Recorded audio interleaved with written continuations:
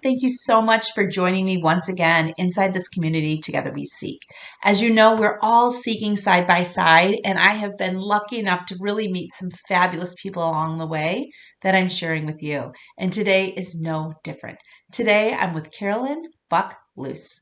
And we have joined together in another podcast, and I just love where she not only is going, but where she's been. So, Carolyn, I'm so excited to have you here today. Well, I'm delighted that we can continue the conversation, JJ. Oh, it's wonderful. It's wonderful. So, I definitely want to get into some of the work that you've done over the last few decades, but I think we can both agree that things are shifting for the feminine energy. And we already talked, everyone has masculine and feminine energy, but the feminine energy is shifting in ways that is really noticeable. How you feel Yeah, that way? absolutely. And I have a theory about this. I've had um, I'll call it an epic professional career, where I started my career as a diplomat stationed in the Soviet Union back in the 1970s. And then I went to international banking, Wall Street banking, management consulting, and at the same time, traversed what it was like to be a wife, a mother, a grandmother, with all that comes with it, because we are the birthers, the nurturers, and the mourners. And as I think about today, what's happening here? It's because women have had 50 years more time to try to swim in the masculine world, where it's just complete with wounded masculine energy and distorted feminine energy. So we're closer to knowing how painful it is. And pain pushes until vision pulls. Pain pushes until vision pulls. That is a nugget right there that I'm going to hold on to. Hmm. I love So that. what And I agree with you. The masculine energy of corporate America is overwhelming. In fact, I talk a lot in my work about how women have to check half their knowing at the door. And so they go in with 50% of their toolkit, yet expected to deliver at 120%, which explains the exhaustion. Well, it's two things. I totally agree with you on that. And they don't trust their toolkit. Mm. Because they are judged because of that toolkit. Yeah, and so If they leave it at home, they leave it in the car, they leave it at the door because if they were to say, well, I just have a feeling or I have intuition or my wisdom beyond what you can see is sharing that this is what's happening, they would think we are cuckoo. That's exactly right. My experience and the experience of so many women is we're stuck in two different archetypes. Mm. One, it's the archetype of a good girl. So everyone who's listening, my bet, everyone who's watching this, you were probably raised to be a good girl, because anywhere I go in the world, when I ask who was raised to be a good girl, everyone's hands go up. But when I ask, and who here is super ambitious, I don't know whether people are raising their hand or fixing their hair. Why? Because when good girls try to connect to that knowing, try to really connect to their intuition, to their gorgeous power, to be willing to play in a purpose larger than themselves, they meet another archetype, Goldilocks, and they're told they're to this or to that and never just right. Yeah, there's a lot going on out there. And so many women that I talk to, you talk to, they've got the challenges of how they feel about themselves, which I believe is one of the largest volume or largest knob on their radio, is how they feel about themselves. But then that is tipped off oftentimes by what's happening with their managers, what's happening with their peers, and what's happening with other women at work, per se. Absolutely. But when I say pain pushes until vision pulls, uh, I want women to, instead of thinking about all the pain, to actually drop into the vision. Because part of what we've been taught to do in order to be liked, loved, and safe is dream big, but play small. And until we remember, put back together those big dreams, we're stuck in the pain. And now's the time, which we can do if we do together, which is why I love the fact that you've got this community. We have to be able to see both our tears and our power in each other's eyes, and then be willing to go for it. Yes. But how? I just don't know how to do that sometimes, because if the remembering is you're not good enough, if the story is not yet, if the fear is like, who do you think you are? How do you put that vision into action? Well, first of all, to know that those stories are fiction. Like, who said that was true? So, I start with two things. One, helping women remember the joy of make believe. That if we believe it, we can make it happen. And to know that they can continue to be the epic storyteller that they were for themselves when they were little girls. That's number one. Two, to ask women to remember that moment in their life, which probably happened before the age of 10, where they realized there was a purpose bigger than themselves. And they wanted to be the heroine in that story, because that's where it starts. So, for example, when did you first know that there was a purpose larger than yourself that called to you? It's funny you asked that, because I have a whole chapter in Seeking on this, and it happened just days before the holiday. It was in the holiday season. It was days before Christmas. I was working the register at a retail shop, and I call it seeds of insight or glimpses of your life's work. And there was something happening on the floor at the retail shop. It was a small store, of a man like gripping onto a woman's arm and yelling at her and using all this horrible language. And I wasn't even 20 yet. And I went up, and I couldn't believe it was happening. The store was filled, over 40 people in the store, and not one other person but me spoke up. And I knew then that I didn't know then what I know now. But looking back to then, just the fact that I was the only person to address that man head on and how he was treating that woman, God only knows what he did behind closed doors if he was doing that in public.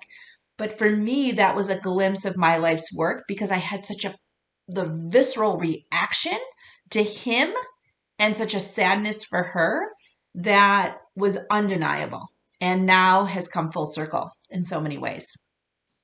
I know. So thank you for sharing that. I'm so happy it's a chapter in your book, because I know that every woman can tell a story about when that happened.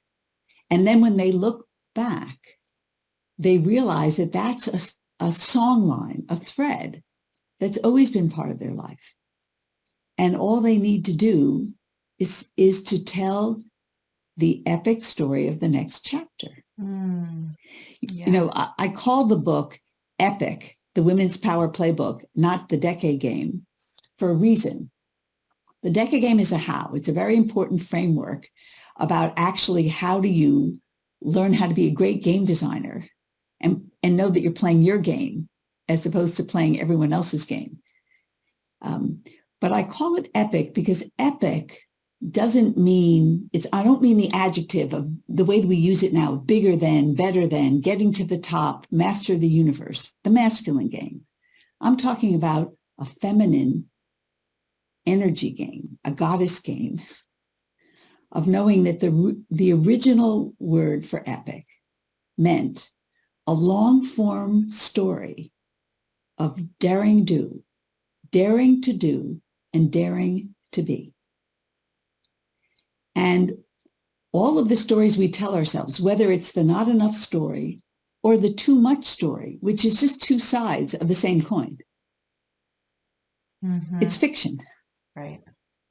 And we can tell a story of make-believe that if we believe it and if we can, it's connected to the integrity of our purpose, we can make it happen, whatever it is. Because once you connect to your purpose, that's your job.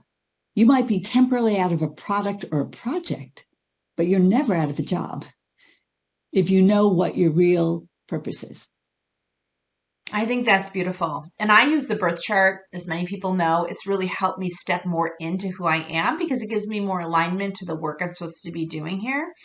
And so when people come to you and they say, well, how do I know? Because many people's life purpose is too easy because they're gifted for that purpose. So how many times do you get like, well, I don't know. How do I know? Even if they saw a glimpse early on, they still might not tie it back as a seedling to where they are now. So how do you help them kind of cross that chasm? Yeah, it's such a great question. Well, first of all, one of the reasons it's a decade game, not a one-year plan, is because you've got to trust the universe around what is the best way to practice your work. So when people ask me, I don't know what the next step is, I'm like, wrong question. And the other thing I found is the thousands of years of conditioning have women not being willing to be big enough and bold enough around imagining what's possible in 10 years. Because that's where dreams live.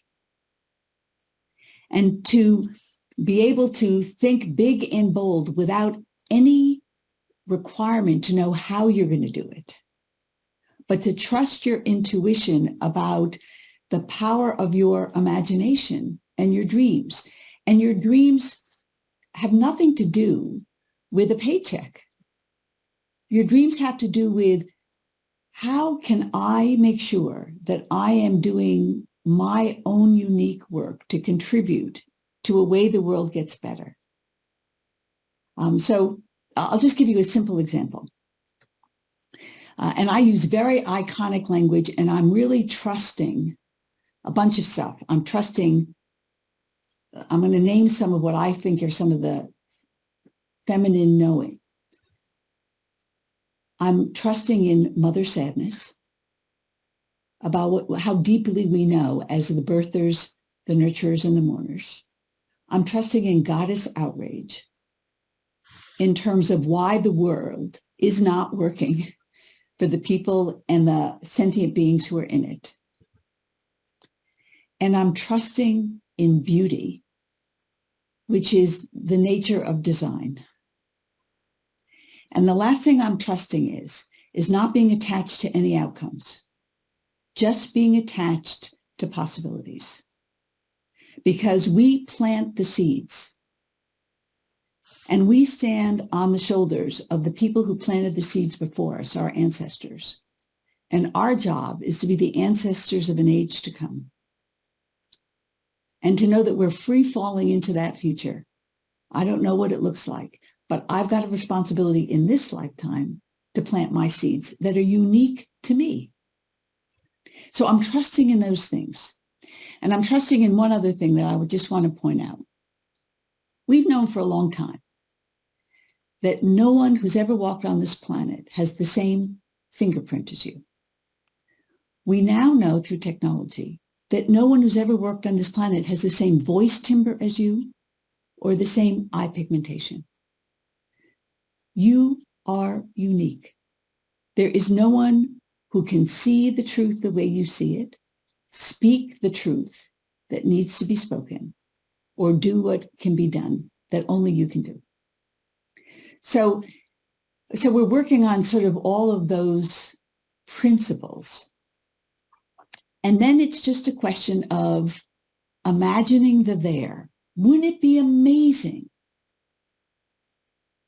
if I could know myself and be known by the people who love me and the people who count on me this way a decade from now? And then all we have to do is get here from there.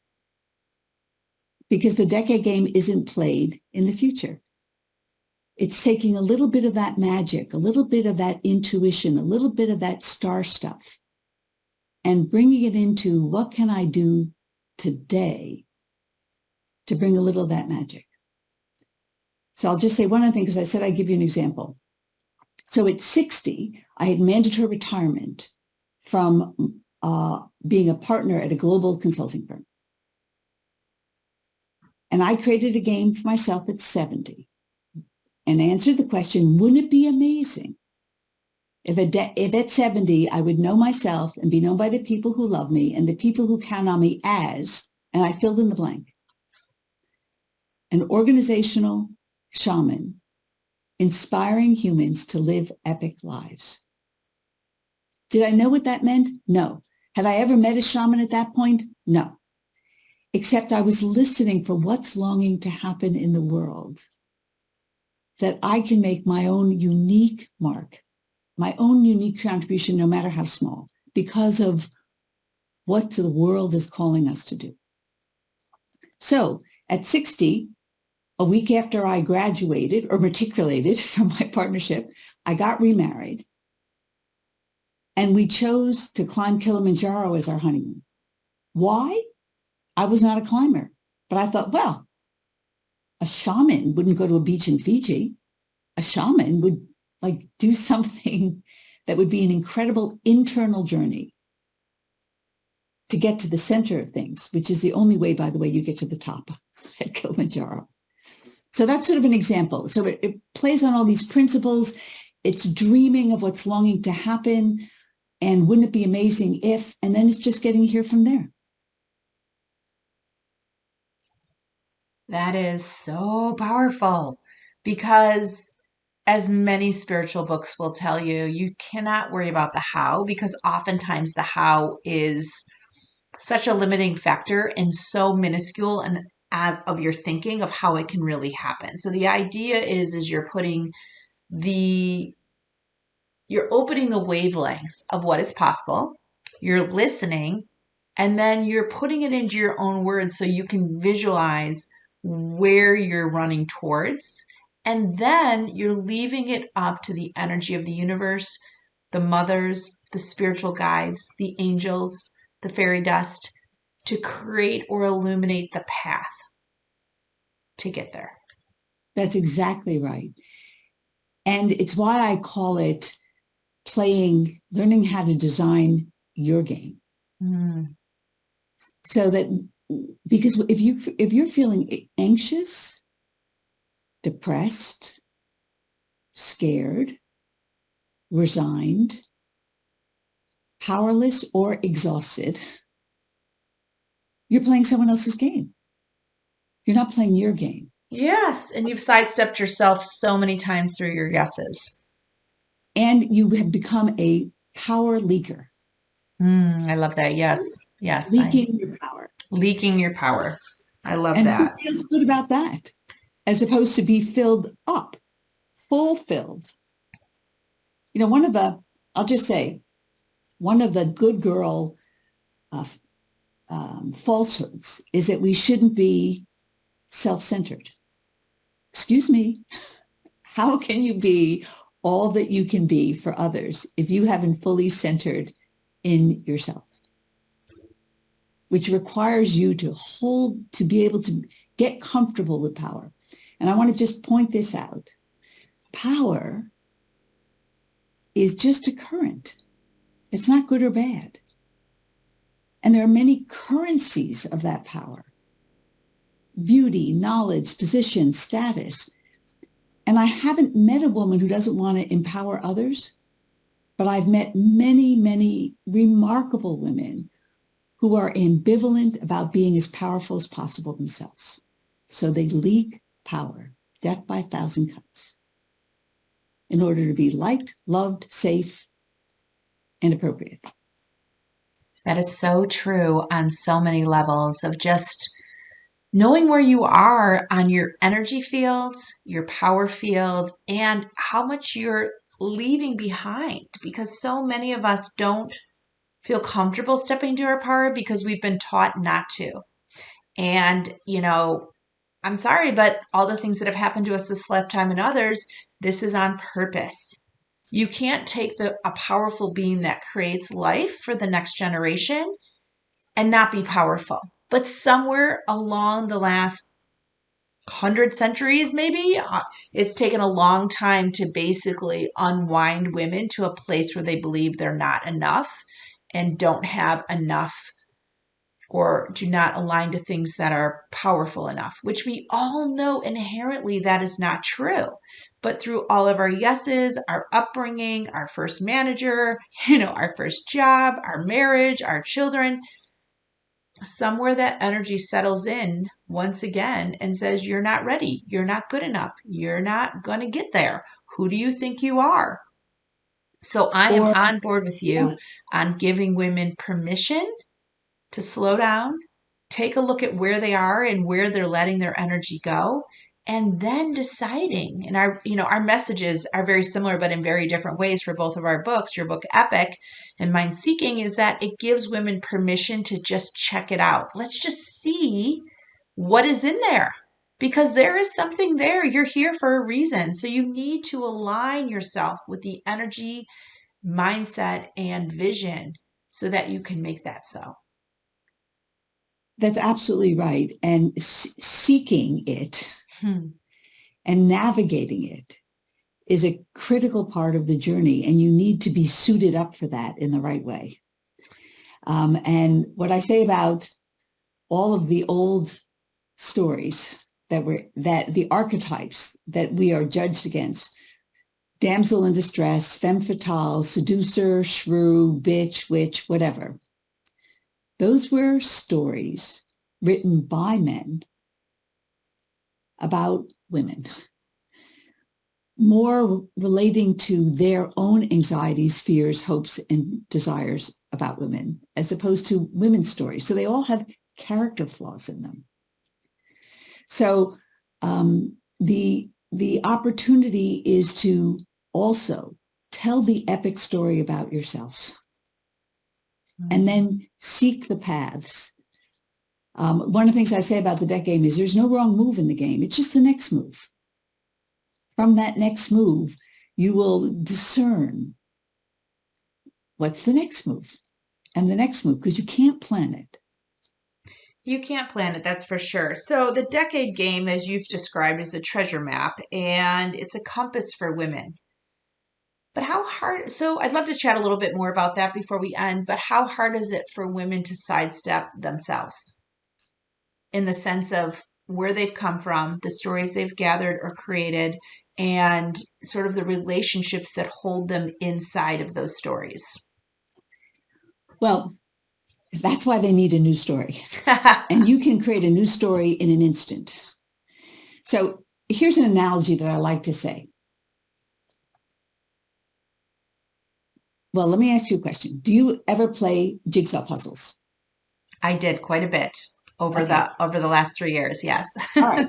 How do you pick the jigsaw puzzle that you're going to buy? How do you pick it? Probably how it makes me feel. It's either a memory or something that I look, that's something that like candy store or something that brings joy. That's exactly right. There's a picture that brings you joy, delight, and you just want to say yes to. And then so you buy it for the picture, and then you open it up and put all the pieces down. And if you're like me, within 15 minutes, you're convinced that you're missing some pieces, right? Except you're not. They're all there. So in the decade game, it's about creating that amazing picture without, as you say, any of the how. And to know that what's epic is that we actually have all the pieces inside us already. We have the power of the universe inside us. And the game is, how do we just puzzle it out? What is the optimal fit that fits the time and place? And then how do you take the energy of play in order to get, because the harder the game, the more fun it is to play. All right, life is hard, and we've all experienced it. And as the birthers and nurturers and the mourners, it gets harder and harder. However, when you know that you are feeling the rapture of being alive and the pain of loss, the suffering and the love, they go together. The greater the capacity for suffering, the greater capacity for love. The greater capacity for love, the greater the capacity for suffering. When you are in your purpose, knowing that you are playing full out, no matter what, then that's what I call hard fun. So I'll tell you a couple things about human beings. One, we have fictive language. So we actually are the mammals, the species that make shit up. I don't think a lot of other sentient beings make shit up. We have this imaginative language where we imagine things that don't exist. That's number one. Number two, we love puzzling stuff out. We're Homo sapiens. We're great puzzlers. And three, play and pleasure is where fun and joy is. And our work as women is to know how to find our joy, find our gratitude for being alive, even in the midst of loss, even in the midst of hardship. So the game is the jigsaw puzzle, and everyone who plays it creates their own decade game board. And it turns out there's 87,600 hours in a decade. So if you sleep 8 hours a night, which I do, and I recommend, I'm 70 and I'm planning to live a very long time, that leaves over 50,000 hours. Well, here's the puzzle. It only takes 10,000 hours to become a world expert in anything. So you've got 50,000 hours, and you are the CEO, the Chief Experience Officer, and the CIO, the Chief Investment Officer of your time, your trust, your treasures, and your talents. And the game is, how do I invest my time, my trust, my talents, and my treasures in the right experiences and relationships, spiritually, with my body, with the people I love, with my craft in the world, with my commitment to be curious about the world, my commitment to my community? How do you make that the best decade of your life so far? And bring in the tools of a designer as well as an epic storyteller and puzzle your way through. I love that. I love that. And I know this will help so many people just think about where they're going. If their vision is too small after listening to you, and if their choices are allowing them to fully step in. Mm-hmm. Absolutely. It's been that way for me. I've been playing it since I've been 8. That's amazing. So you are here to share that with the world. And I love the story of the puzzle because I feel like all of us have all the pieces that we need to do our life's work. And so really, what does your puzzle look like? What is the picture on your puzzle? And don't give an opinion to whether or not it's possible. Just get your vision aligned to the work and the reason you're here, and all the puzzle pieces will fall into place. And I just want to share one other thing that I, from a friend of mine, Valerie Carr, a Sikh activist, and she gave an amazing speech in 2017. And she described us as a species being in transition in terms of birth. And she said, this is not the darkness of the tomb. This is the darkness of the womb. And as women, all we need to remember is breathe and push. And this is our time to breathe and push in order to birth this next era for all beings. For all beings. For all beings on this planet that needs us so desperately. Absolutely. And for all those generations to come. And that is the truth. My grandchildren's grandchildren. That is the truth. And I'm a big proponent of more women at more tables because we need more women making decisions, setting the vision, really setting the laws and also protecting so many of us that don't have a voice, young and old, young and old. And amen, sister. Yes.